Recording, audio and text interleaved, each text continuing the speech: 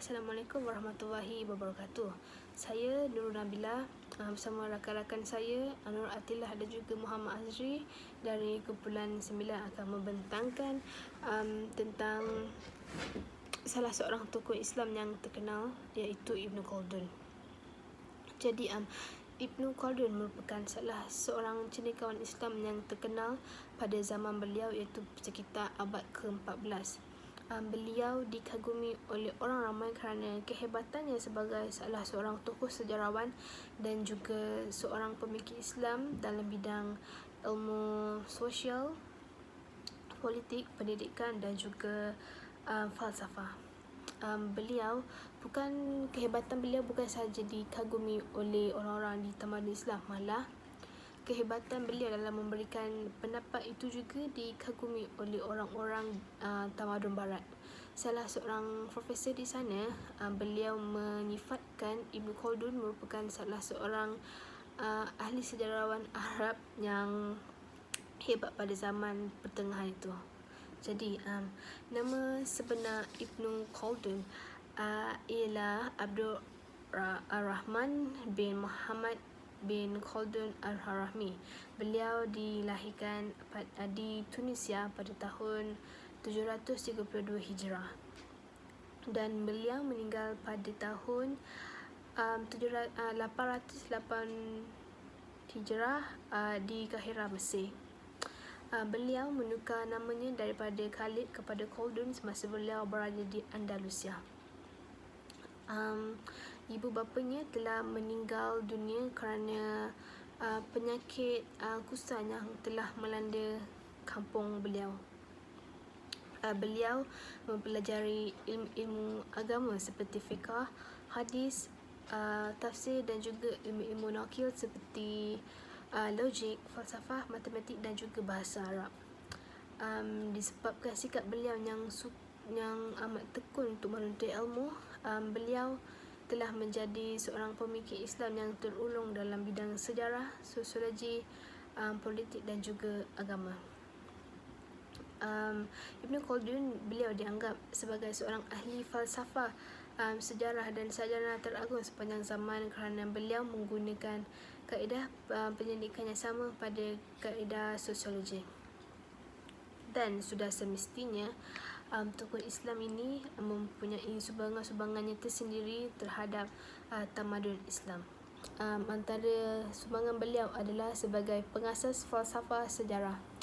Ibnu Khaldun beliau mendefinisikan sejarah sebagai cacatan atau maklumat tentang masyarakat manusia, iaitu perubahan-perubahan yang berlaku pada sifat-sifat manusia seperti kemarahan, kebiadaban, revolusi, perasaan setikawan dan pemberontakan sehingga mengakibatkan terbentuknya kerajaan, negara dan rakyat. Wujudnya pelbagai kegiatan dan pekerjaan manusia, pelbagai aspek ilmu pengetahuan dan pertukangan dan secara umumnya berkenaan semua perubahan yang dialami oleh manusia.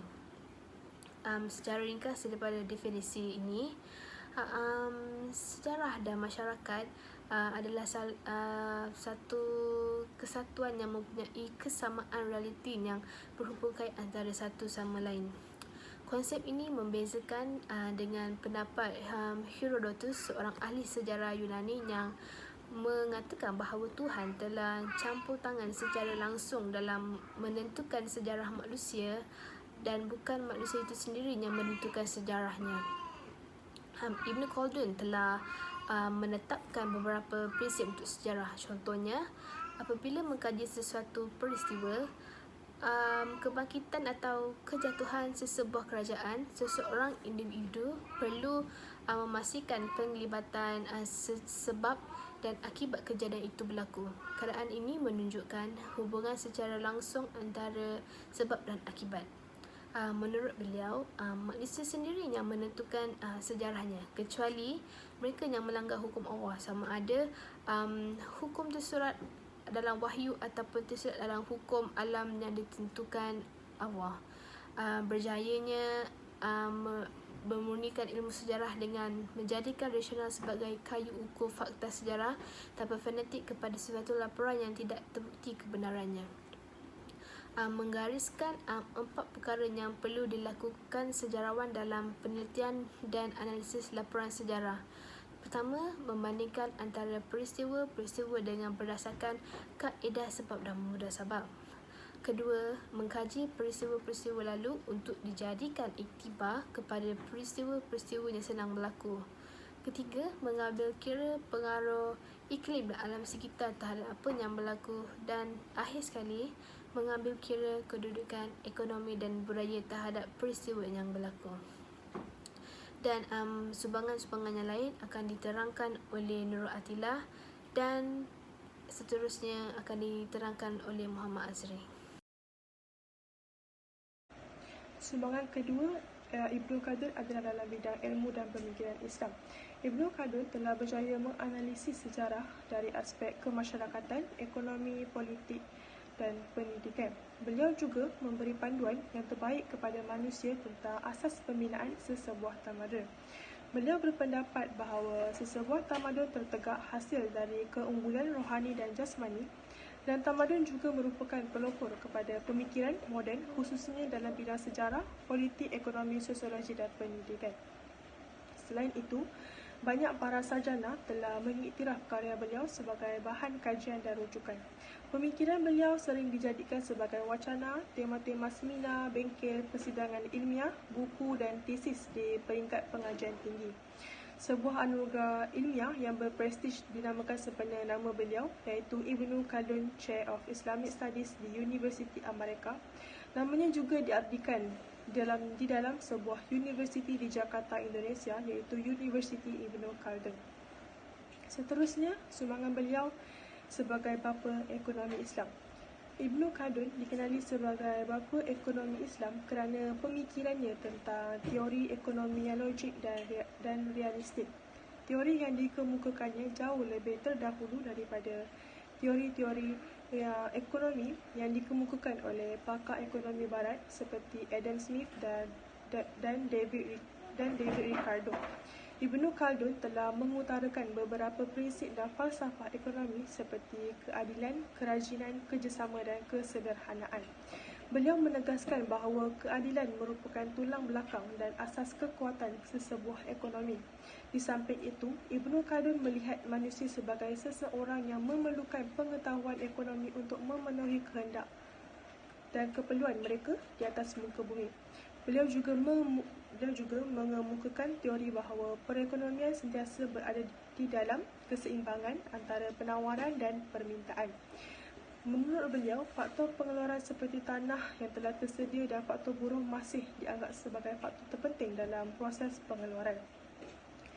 Ibnu Khaldun juga berpendapat bahawa kenaikan paras harga barangan yang tetap amat perlu untuk mengawal tahap produktiviti. Dan yang terakhir adalah sumbangan karya agung beliau, iaitu Al-Muqaddimah. Al-Muqaddimah merupakan karya agung Ibnu Khaldun dalam bidang persejarahan.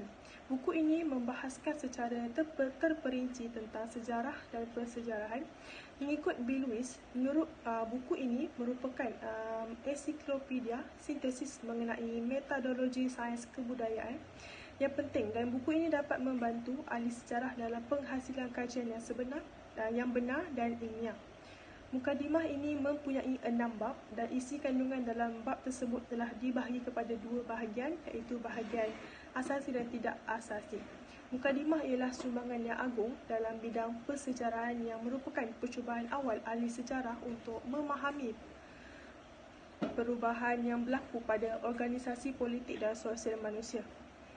Buku ini merupakan percubaan awal ahli sejarah untuk memahami pola perubahan yang berlaku kepada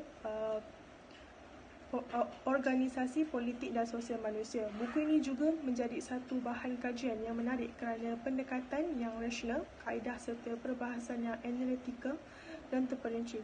Buku beliau ini yang terkenal ini dianggap sebagai pengasas ilmu kepada masyarakat atau ketamadunan.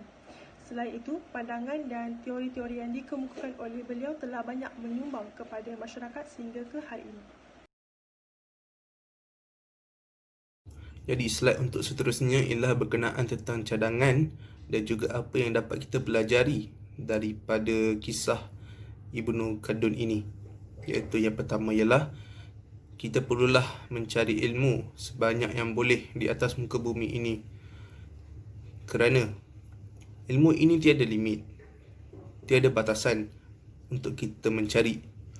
Selagi kita ada kudrat, selagi itu kita akan mencarinya. Kerana dalam sejarah telah membuktikan bahawa Ibnu Khaldun telah menguasai segala bidang ilmu, termasuklah sosiologi, falsafah, sejarah dan kesusasteraan Arab. Bagi seorang Muslim, kita perlulah mengimbangkan ilmu yang kita pelajari itu dari segi ilmu fardu kifayah dan juga ilmu fardu ain. Untuk poin yang kedua ialah ibu bapa perlu mempraktikkan anak-anak mereka tentang puisi dan peribahasa dari kecil lagi. Kerana kita dapat lihat bahawa generasi sekarang, ibu bapa tidak menitik beratkan akan puisi dan peribahasa, dan mereka menganggap bahawa dua perkara ini remeh dan tidak relevan lagi untuk zaman yang berteknologi sekarang ini.